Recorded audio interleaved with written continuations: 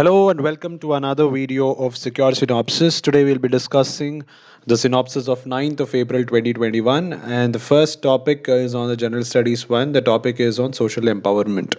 Okay, so if you're new to my channel, please subscribe to my channel. Without any further ado, let me start off explaining these questions and answers. So the first question is changing the perception of people towards the community by aiding society in erasing its biases and accept transgender people as equal human beings is the best way forward to address gender equality. Explain. So we all know that it is a harsh reality that our planet Earth has three genders, that is male, female, and then they have a transgender. So we'll have to treat every human being as equal, and if we have to treat every human being as equal, then we'll have to treat transgender also as somebody of our own. For example, in the public places there should be toilets for both men and women, and also plus another toilet for transgender people now, because the number of population people of transgender being very less, the number of there is less amount of concentration given in terms of the needs of transgender people, right? Slowly we are moving towards it. You can see in Bangladesh there was the first transgender reporting live from Bangladesh in the news channel. So slowly we are moving towards it, and we also have some examples in Tamil Nadu where you have a transgender police officer, and then in transgender are also becoming voters in the voter list, and quite these kind of things are happening.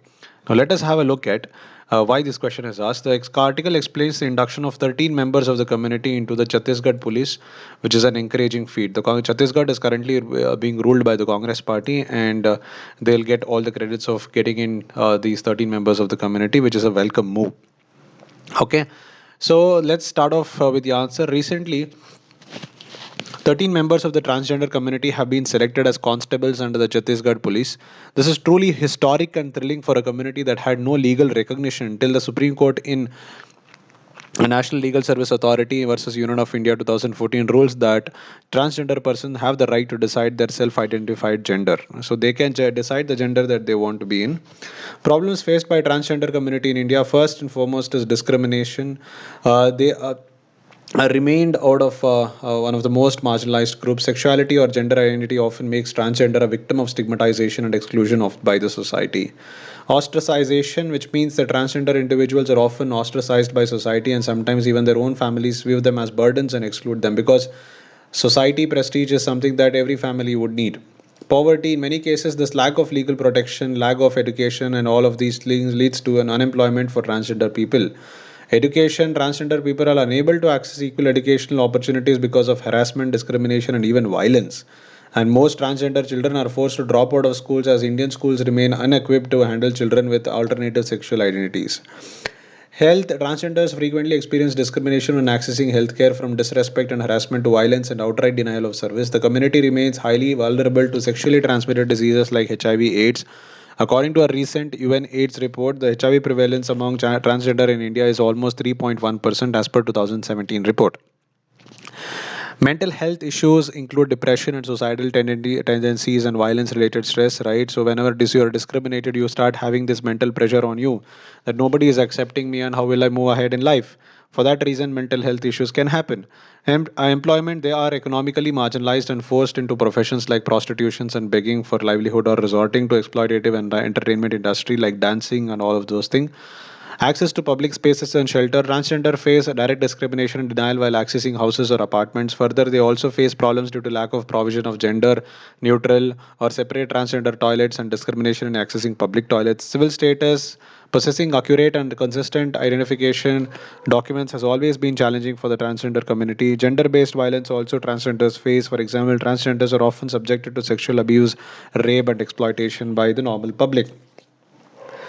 Now, what is the need for changing perception of people towards a transgender community? A multi-pronged approach is needed, with focus on public awareness campaigns as needed to eliminate the social stigma associated with the transgender community. So a large-scale sensitization program needs to be put in place in school from the school level itself. Transgender induction into the police force has to be enhanced so that these people can directly involve with the public and make a good impact on them. There is more significant in the background of the fact that there is no reservation for the transgender community as a separate category.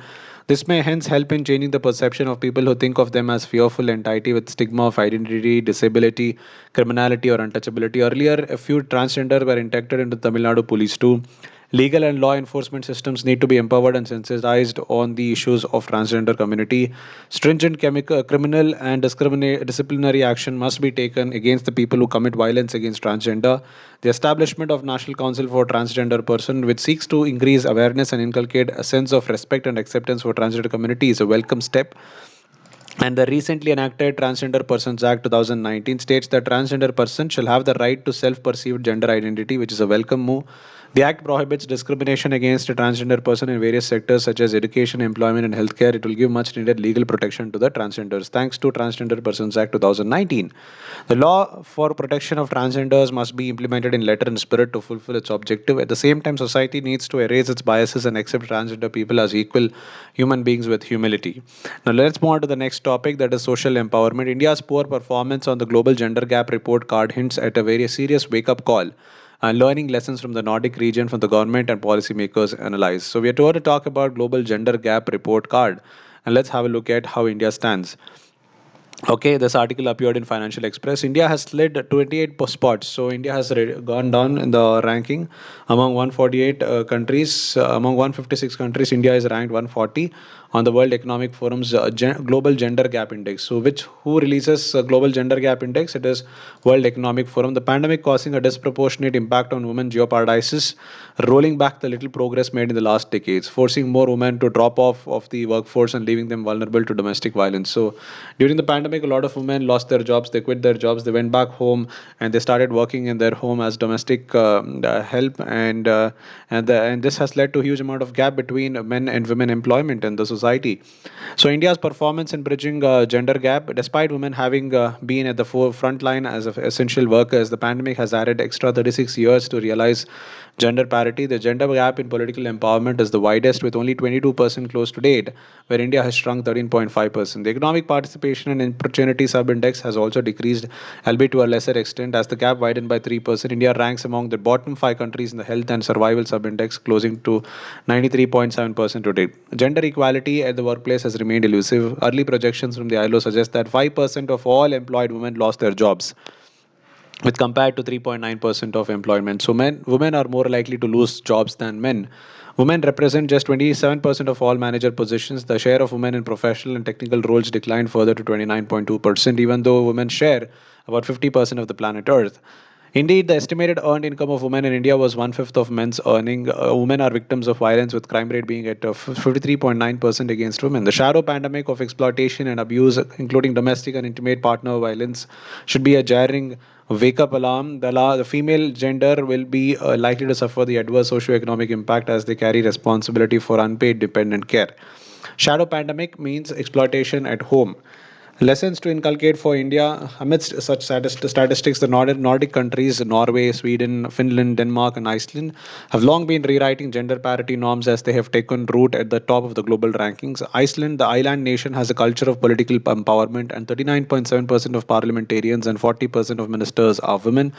It also became the first country in the world to make the gender pay gap illegal, together with the highest proportion of GDP expanded on childcare. Fantastic move, Iceland. Finland, it has closed 86.1% of gender gap. With further improvement on the economic participation and opportunity sub-index, India should learn to actively include women's participation in the labor force. Norway, gender quotas legislate for the 40% female presence in the country's parliament on business boards, resulting in a strong female presence. Sweden remains one of the countries offering most gender equal conditions for childcare. 78% of annual gross wages were covered during maternity leave, with public spending on childcare being 1.6% of the GDP, which is a welcome move by all these Nordic countries. Need of the hour, behavioral nudge For instance, by using taxes to incentivize fairly sharing care responsibilities, or by encouraging women and girls to enter traditionally male dominated sectors such as armed forces and information technology. Example, Supreme Court in India declared that women could now hold commanding positions in the army, and this behavioral nudge will actually encourage more women to join the armed forces. Paternity leaves for men to share the responsibility of child rearing. So when there is more maternity leave and not less amount of paternity leave, then that shows that men have to go out and work more, and women have to take care of the child. Incentivizing companies to employ women and reach 50% target. Gender justice at work, bridging the wage gap for equal work, making workplaces safer through strong laws. India has enacted Sexual Harassment at Workplaces Act to protect women at workplaces from the sexual harassment, promote diversity and anti-bias courses for all employees. So not just women, men also have to be given anti-biases courses so that they understand that women are also part of the human chain, and they have to be respected and treated equally as you treat another male. Comprehensive leadership training for women to excel in their fields, gender sensitization, breaking the social barriers by gender sensitization and education in families, schools, and workplaces. Example, in the NCRT books, gender roles, bias, and prejudice inducing writings were removed. Social security and financial literacy, formalization of jobs should be pushed to avail benefits to many women. Until then, social security benefits should be provided to women in unorganized sector. Example, self-help group, bank, linkage program in India. Embedding financial literacy in programs where women have significant representation could be a good starting point. Strong laws and policies with respect to equal pay for equal work. Maternity benefits are needed to promote women's representation in economy. Political representation. India has provided 33% reservation for women in the panchayats and local bodies. Capacity building and training on increase their capabilities further. So right from the grassroots level, we need to start training women so that they can take up higher roles. Way forward, learning from the Nordic region, noteworthy participation of women in politics, institutions, and public life is the catalyst for transformational change. Women need to be equal participants in the labor force to pioneer the societal changes the world needs in this integral period of transition. Every effort must be directed towards achieving gender parallelism by facilitating women in leadership and decision making positions. Social protection programs should be gender responsive and account for the differential needs of women and girls. Research and scientific literature also provide unequivocal evidence that countries led by women are dealing with the pandemic more effectively than many others. Conclusion, gender equality is a human right which entitles all persons, irrespective of their gender, to live with dignity and with freedom. Gender equality is also a precondition for development and reducing of poverty. Gender shouldn't be an unreasonable determining factor curbing the potential of men. Let's move on to the next topic, that is general studies 2. Under this, the topic is structure, organization, and functioning of the executive and the judiciary, ministries and departments of the government, pressure groups, and formal informal associations and their role in the polity. And we're going to talk about Lok Adalats. A just outcome of a legal process is far more important than expeditious disposal. In this context, critically analyze the issues associated with Lok Adalats in India. We have already discussed about Lok Adalats quite a lot of times, but we'll let us answer this question also here. The article provides for a brief analysis of the Lok Adalats in the country. So, justice delayed is justice denied. Access to justice for the poor is a constitutional mandate to ensure fair treatment under our legal system. Judicial delays and complex procedure have made justice elusive for the poor. For this reason, Lok Adalats were established for speedy disposal of cases. However, their performance needs to be evaluated, right? So, instead of directly getting on to high courts and Supreme Court, Lok Adalats are a way to first address the need of the case and then move on to the next court.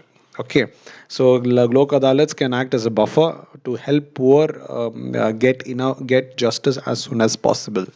Problems of delay in judiciary. The Indian judicial system is often lambasted, perhaps justifiably, for its endemic delays and excessive backlogs.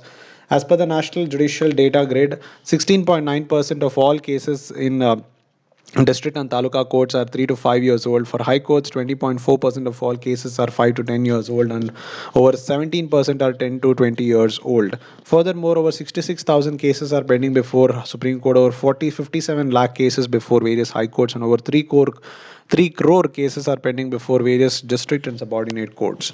Justice VVS Rao, former judge of the Andhra Pradesh High Court, calculated a few years ago that it will take around 320 years to clear the existing backlog of cases. Lok Adalats and its performance in India. Lok Adalat People's Court is one of the alternative dispute resolution mechanism where the cases or disputes which are pending in a court or which are at pre-litigation stage are settled in an amicable manner. It is a statutory body under the Legal Services Authority Act 1987. The system is based on Gandhian principles. Remember, Lok Adalats is based on Gandhian principles. As per the Data from NALSA, that is National Legal Services Authority. Subject matter specific NLAs were organized into 2015 and 2016 on a monthly basis. Therefore, each NLA, that is National Lok Adalat, dealt with a specific type of dispute on a single day each month. However, from 2017, this practice was discontinued. Thereafter, each NLA has been handling all types of cases on a single day. This was done to reduce the cost of organizing the NLAs and, more importantly, to allow parties more negotiation time. But this, in turn, led to a significant drop in the number of cases settled. In 2015 and 2016, 10 NLAs were held each year that disposed of 1,83,000 and 1 crore 83 lakhs and 1 crore 4 lakhs cases respectively, which is a fantastic finishing of cases. In 2017 and 2018, the number of NLAs dropped to 5 with 54 lakhs and 58 lakhs cases settled respectively. In 2019, 4 NLAs were organized and they disposed of 52 lakh 93,000 cases. The first nationally Lok Adalats was conducted both physically and virtually using video conferencing tools, and it disposed of 10 lakh 42,000 cases. But this was less than the average of settled cases in 2017, 2018, 2019. This suggests that performance of the National Lok Adalat was less efficient than physical National Lok Adalat organized in 2017, 2018, 2019. So, National Lok Adalat have to ramp up itself in terms of technology and also be at par with the physical National Lok Adalats. Measures to make Lok Adalats function as an effective dispute redressal mechanism. Though the execution of the legal aid program has been yielding favorable results, but much more is needed to be reformed. Using the various forms of ADRs like arbitration, conciliation, negotiation, mediation, and the settling of disputes, especially those involving matrimonial problems, can prove to be an effective legal aid tool, providing quick and inexpensive justice to the masses. Substantial allocation of financial resources should be made at revised estimate stage to make the functioning of the NALSA more effective. Free legal aid must not be read to imply poor or inferior legal services. The lawyers in the panel should be experienced. The law ministry should ensure the senior lawyers do at least 10 cases a year free of charge in the courts. Efforts should be made to inform the public of the existence of these services by using electronic media and aggressive campaigns, because most of them don't even know that Lok Adalats do exist. Awareness of schemes and programs to be able to guide the poor litigants in this regard. In conclusion, Lok Adalat has a positive contributory role in the administration of justice. It supplements the efforts and works of the courts. Area of contribution chosen for the purpose especially concerns and helps the common man, the poor, backward, and the needy, most sections of the society. Lok Adalats play a very important role to advance and strengthen equal access to justice, the heart of the Constitution of India, a reality. This Indian Constitution to world ADR jurisprudence needs to be taken full advantage of. Maximum number of Lok Adalats need to be organized to achieve the Gandhian principle of Gram Swaraj and access to justice for all. Let's move on to the next topic, that is General Studies 3. Under this, there is a topic called as Conservation, Environmental Pollution, Degradation, Environmental Impact Assessments. Under this, we'll be talking about coral reefs. What is the importance of coral reefs to the global environment and economy? Discuss in what way loss of corals can cause damage not only to climate but also to social, cultural, and economic activities. So, this question is based on the theme of coral reefs. So here are some reef bases on land and on the ocean, and you can see that Australia is surrounded by coral reefs, and even the Asian countries such as Philippines and all those places, there's huge amount of corals put in place. And even in India, you can see here in the Lakshadweep areas, it's completely corals, and you can see in Americas, in the Central American countries, there are coral reefs. And even in African region, you can see in the Persian Gulf, that is near the Red Sea, you can see coral reefs. And also in the East Africa, you can see a lot of coral reefs around Mozambique regions. So let's have a look at the answer to this question. A coral reef is an underwater ecosystem. It's an underwater ecosystem. Above water ecosystem is mostly, excuse me, related to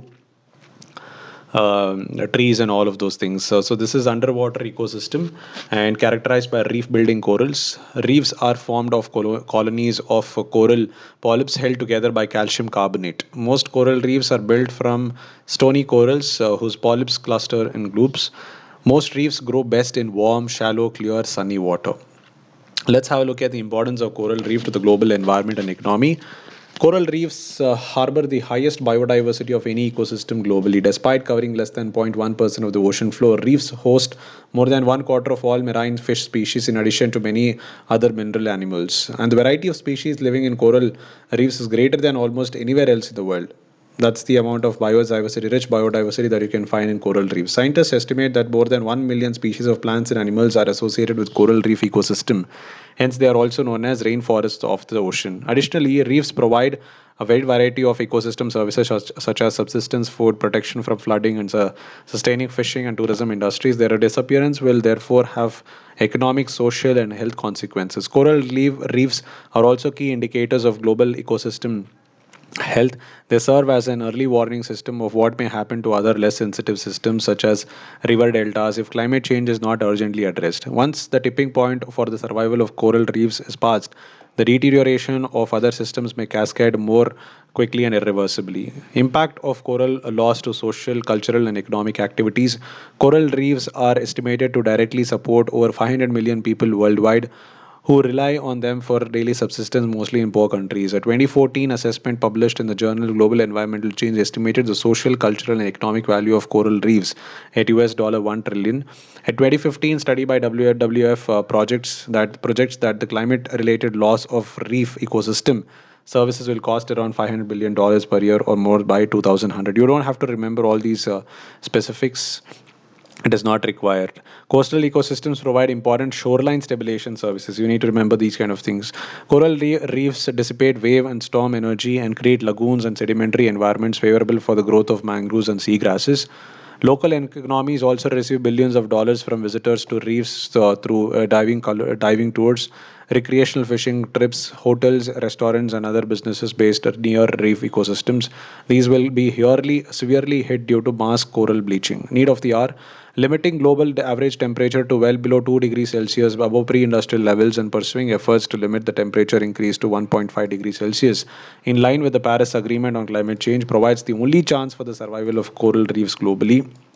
Right, if the agreement is fully implemented, we will likely to see a decrease in atmospheric carbon concentrations. This will improve conditions for the survival of reefs, enable other measures to rescue reefs to be successful. Other measures alone, such as addressing local pollution and destructive fishing practices, cannot save coral reefs without stabilized greenhouse gas emissions. Reinforcing commitments to Paris Agreement must be mirrored in all other global agreements such as Sustainable Development Goals. SDG 13, for instance, calls for urgent action to combat climate change and its impact. There also needs to be transformation of mainstream economic systems and a move towards circular economic practices.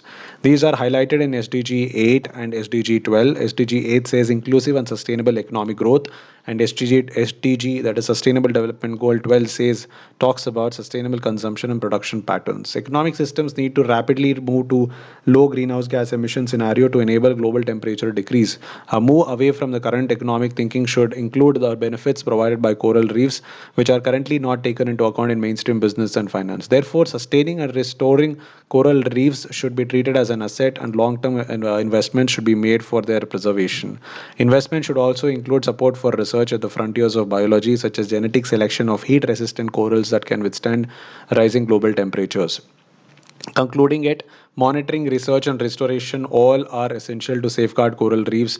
However, to ultimately protect coral reefs, legal mechanisms are necessary. Legal mechanisms involves the establishment of marine protected areas because MPAs, that is marine protected areas, have the added force of law behind them.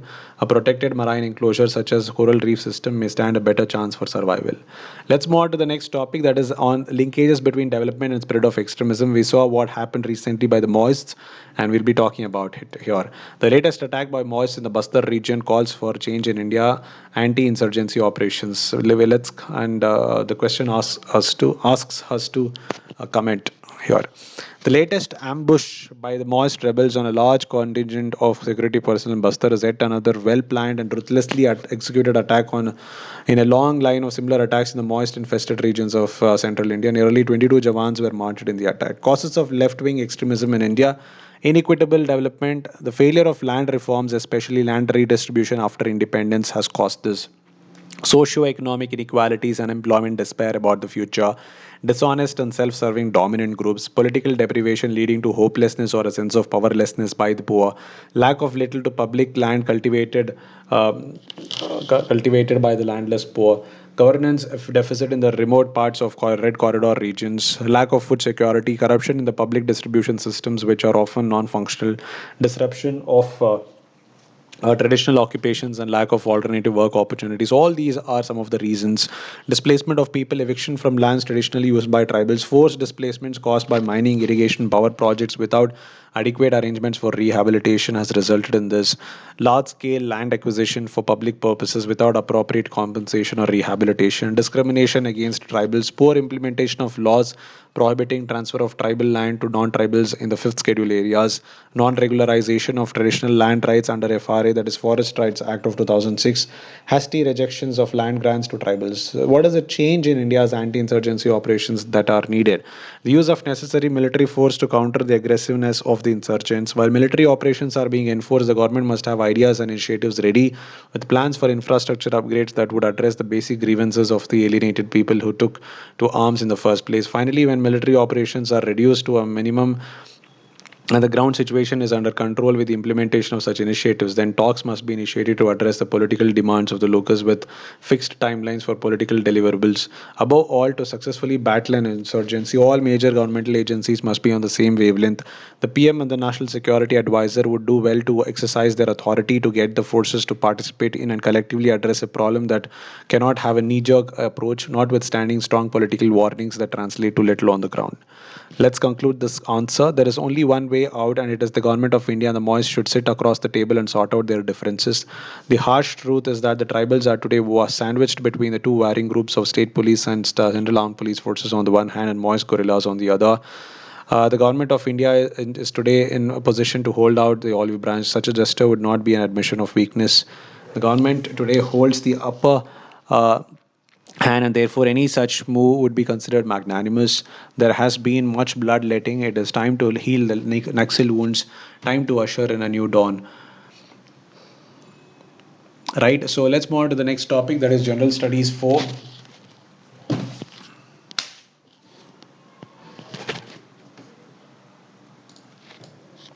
The next topic is on General Studies 4, Public Civil Service Values and Ethics in Public Administration, Status, Problems, Ethical Concerns and Dilemmas in Government and Private Institutions, Laws, Rules, Regulations and Conscience as sources of ethical guidance, accountability and ethical governance, Strengthening of ethical and moral values in governance, Ethical issues in international relations and funding, Corporate governance. The topic here talks about the role of discretion, which is essential for competent decisions by civil servants, but it is also among the main reasons for misuse of power. In the backdrop of the statement, discuss how the human conscience can work as an escort for right application of the discretion. So the question is based on the theme of human conscience and decision making in public administration. Let's have a look at the answer to this question. Discretion in administration. What discretion means what? Taking decisions on your own without consulting anyone. If you find that the decision that you're going to take will help the larger public. So discretion in administrative sense means choosing from amongst the various available alternatives, but with reference to the rules of reason and justice and not according to the personal whims. Such exercise is not to be arbitrary, vague, and fanciful, but legal and regular. It is here one's conscience can help in choosing a better alternative using discretionary powers. Conscience is the part of one's personality that helps in determining right and wrong and keeps one from acting upon the most basic urges and desires. It is what makes us feel guilty when we do something bad and good when we do something kind. Our conscience is the moral basis that helps guide pro social behavior and leads us to behave in socially acceptable and even altruistic ways. The body of this answer is discretion, power, and scope for its misuse. The problem of administrative discretion is complex. It is true that in any intensive form of government, the government cannot function without the exercise of some discretion by the officials. For example, during flood times or during a fire hazard. It is necessary not only for the individualization of the administrative power, but also because it is humanly impossible to lay down a rule for every conceivable eventually in the complex art of modern government. But it is equally true that absolute discretion is a ruthless master. It is more destructive of freedom than any of man's other inventions. Therefore, Therefore, there has been a constant conflict between the claims of the administration to an absolute discretion and claims of subjects to a reasonable exercise of it. Discretionary power by itself is not pure evil, but gives much room for misuse. Therefore, remedy lies in tightening the procedure and not in abolishing the power itself. Conscience as a source of guidance while acting in discretion. Uh, Conscience helps them taking emotionally intelligent decisions by not letting them sway with emotionally dominating cases. Example, taking judgment in lines with rule of law in cases involving rich poor tussle. Enable a civil servant to better organize and give precedence to cases or projects seeking more attention for greater good to people, prioritizing people's welfare and preventing displacement over mining project clearance. It helps to deal with problems when civil servants are in a dilemma in a more scientific and objective manner to achieve a utilitarian based outcome.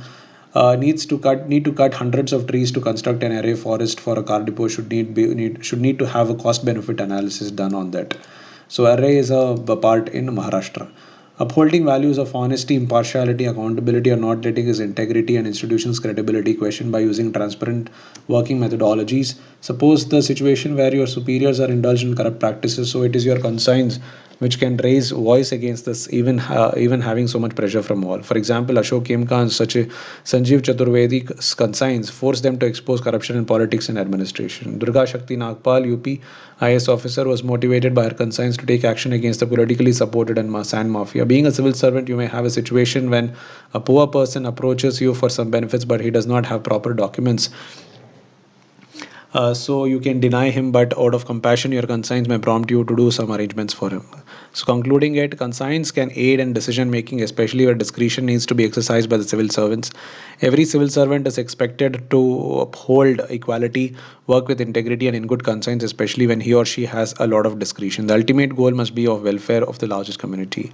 Let's move on to the next topic, that is on case study. Harsh, the bank employee, approaches bank manager Mr. Roy and told that his child is suffering from heart disease. He doesn't have health insurance policy and salary is insufficient to meet medical expenses. But over the years,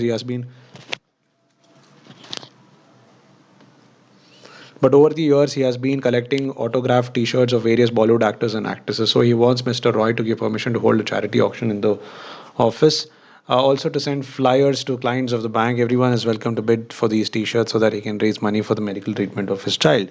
Other bank employees overhear this conversation and also inform Mr. Roy. Indeed, Harsh's financial situation is very bad and his child will die if the treatment is not done on time. Therefore, permission should be given to hold this charity auction. Should Mr. Roy give permission or not? So, case study is based on ethical dilemma involving personal and professional ethics. Let's have a look at the answer to this question. The case involves an ethical dilemma on the part of the manager who must consider his employee's circumstances and also the consequences of his actions in the helping the employee. There is also a factor of conflict of interest if the auction is allowed and may go against the organizational rules. The stakeholders here are Harsh is the bank employee, the child who is suffering from the heart disease, manager Mr. Roy, bank employees and bank clients. Ethical issues involved here are ethical dilemma for the manager, conflict of interest in allowing the auction, humanitarian grounds surrounding the state of the child, well-being of employees, following organizational rules and regulations. The course of action that can go ahead is it is true that those in distress, especially in this case, must be given all the help and support from their work environment. However, an auction by the employee in the bank and to the clients may not be an appropriate solution. So those who would not want to buy the autographs would feel compelled to buy the same in turn. It might create a divide between those who contribute versus those who did not. Harsh may develop ill feelings towards those who did not buy from the auction. It also reinforces the culture of hero worship by collecting autographs.